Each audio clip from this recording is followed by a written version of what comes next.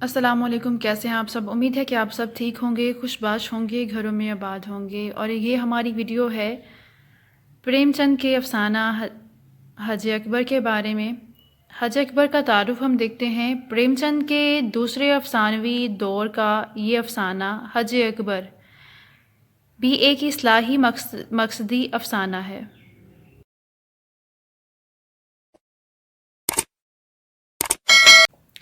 جو پہلی بار کانپور سے شائع ہونے والے رسالے زمانہ میں 1917 میں شائع ہوا تھا اور دوسری مرتبہ پریم چند کے افسانوی مجموعے پریم بتیسی میں کے دوسرے حصے میں اشاعت پذیر ہوا۔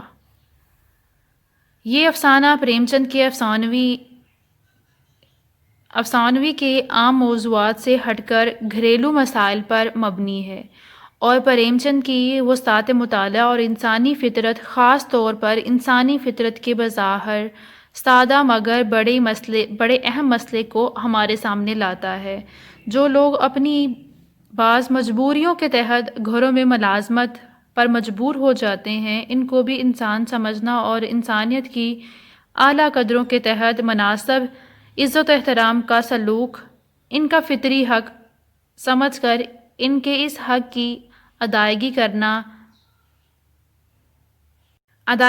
چاہیے۔ اگر اس کے حق کی ادائیگی نہ کی جا سکے تو عند اللہ ماخوذ ہونے کے ساتھ ساتھ دینی اعتبار سے بھی غیر محمود فعل ہے۔ دوسری طرف اپنی معمولی اعمال کی بنا پر انسان نہ صرف عظیم بلکہ خدا کی خوشنودی کا حقدار بھی قرار پاتا ہے۔ اچھا جی، فکری اور فنی تجزیہ جو ہے اسی افسانے کا، منشی صابر حسین جو کہ ایک کردار ہیں کہ آمدنی کم تھی اور خرچ زیادہ تھا، اپنے بچے کے لیے دایا رکھنا گوارا نہیں کر سکتے تھے، لیکن ایک تو بچے کی صحت کی فکر اور دوسرے اپنے برابر والوں سے ہیٹے بن کر رہنے کی ذلت۔ ہیٹے ہوتا ہے ہیٹا، دوسروں سے کمتر رہنا، کمتر بننے کی جو ذلت تھی وہ ان کو برداشت نہیں تھی، اس خرچ کو برداشت کرنے پر مجبور کرتی تھی۔ بچہ دایا کو بہت چاہتا تھا، ہر دم اس کے گلے کا ہار بنا رہتا تھا، اس وجہ سے دایا اور بھی ضروری معلوم ہوتی تھی، مگر شاید سب سے بڑا سبب یہ تھا کہ وہ مروت کے باعث دایا کو جواب دینے کی جرات نہ کر سکتے تھے۔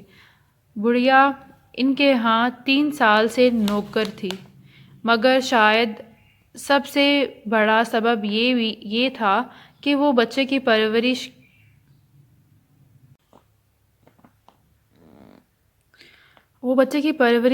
تھی، اپنا کام دل و جان سے کرتی تھی، اسے نکالنے کا کوئی ہیلا نہ تھا، اور خواہ مخواہ کیچڑ نکالنا صابر جیسے حلیم شخص کے لیے غیر ممکن تھا۔ مگر شاکرہ اس معاملے میں اپنے شوہر سے متفق نہ تھی، اسے شک تھا کہ دایا ہم کو لوٹ لیتی ہے۔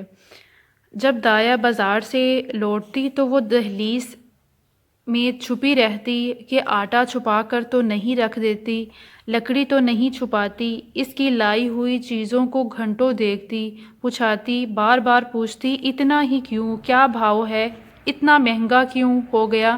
دایا کبھی تو ان بدگمانیوں سے دیتی، لیکن جب بیگم زیادہ تیز ہو جاتی تو وہ فکر میں پڑ جاتی اور قسمیں کھاتی، صفائی کی شہادتیں دیتی، تردید اور جہد میں گھنٹوں لگ جاتے۔ قریب روزانہ یہی کیفیت رہتی۔ دایا کا اتنی سختیاں جھیل کر پڑے رہنا شاکرہ کے سلوک کی آبریزی کرتا ہے۔ اسے کبھی یقین نہ آتا تھا کہ یہ بڑھیا محض بچے کی محبت سے پڑی ہوئی ہے، وہ دایا کو ایسے لطیف جذبے کا اہل نہیں سمجھتی تھی۔ اتفاق سے ایک روز دایا کو بازار سے لوٹنے میں ذرا دیر ہو گئی، وہاں 2 کنجروں میں بڑے جوش و خروش سے مناظرہ تھا، ان کی تعریف اور تردید سب بے مثال تھی۔ کیا روانی زبان تھی، گویا کوزے میں دریا بھرا ہوا تھا۔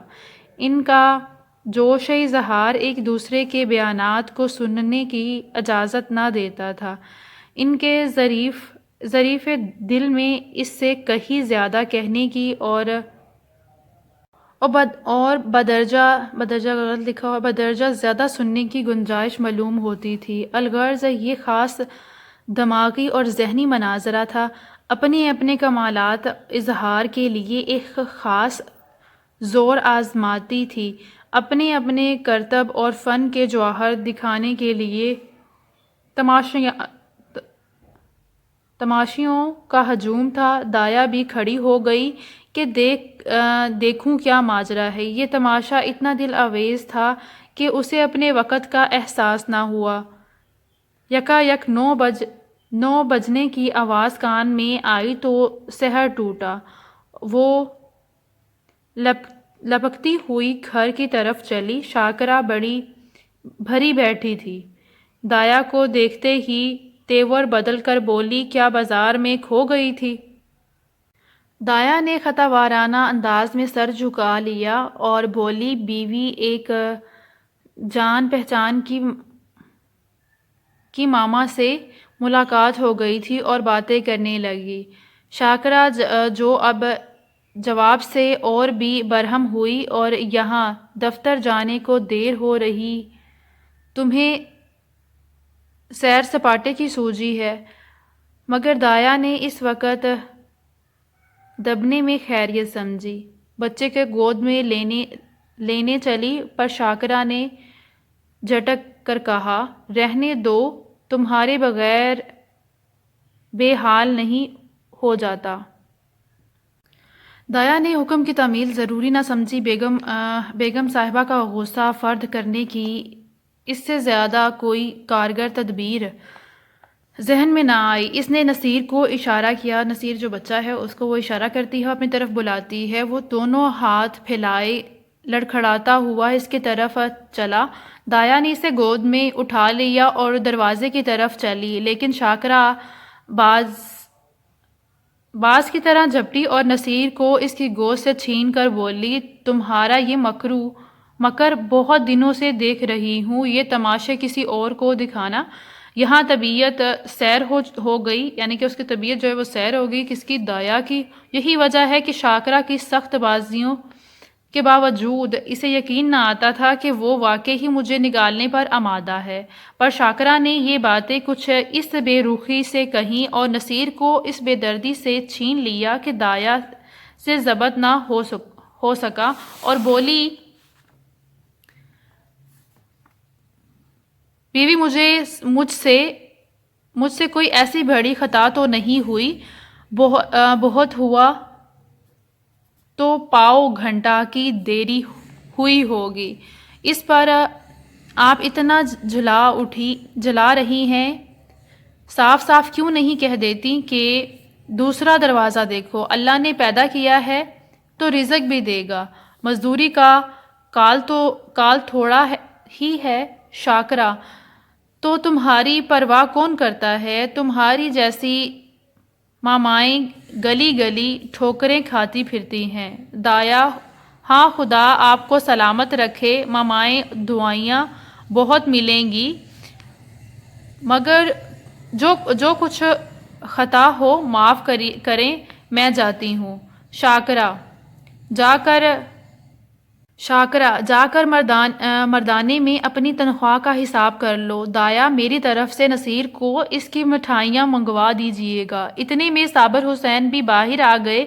پوچھا، کیا ہے؟ دایا، کچھ نہیں، بیوی نے جواب دے دیا ہے، گھر جاتی ہوں۔ شاکرا، کچھ نہیں، اپنی طبیعت جی نہیں چاہتا نہیں رکھتے؟ کسی کے ہاتھوں بک تو نہیں گئے؟ صابر حسین، تمہیں بیٹھے بٹھائے ایک نہ ایک کیچڑ سوجتی ہے۔ یعنی میاں بیوی یہاں آپس میں لڑنا شروع ہو گئے ہیں۔ شاکرا، ہاں، مجھے تو اس بات کا جنون ہے، کیا کروں، خصلت ہی ایسی ہے، تمہیں بہت پیاری ہے تو اپنے گلے باندھو جا سکے۔ پریم چند ایک ایسے معاشرے کی تخلیق کا خواب دیکھتے ہیں جو ایک دوسرے کے دکھ درد کا سہارا بن سکے۔ لوگ ایک دوسرے کا خیال رکھیں۔ حج اکبر کے پس منظر میں بھی یہی خواہش نظر آتی ہے کہ لوگ ایک دوسرے کے جذبات کو سمجھیں اور ان کا احترام کریں۔ امید ہے آپ کو ویڈیو پسند آئی ہوگی۔ اپنا بہت خیال رکھیے گا، دعاؤں میں یاد رکھیے گا۔ فی امان اللہ۔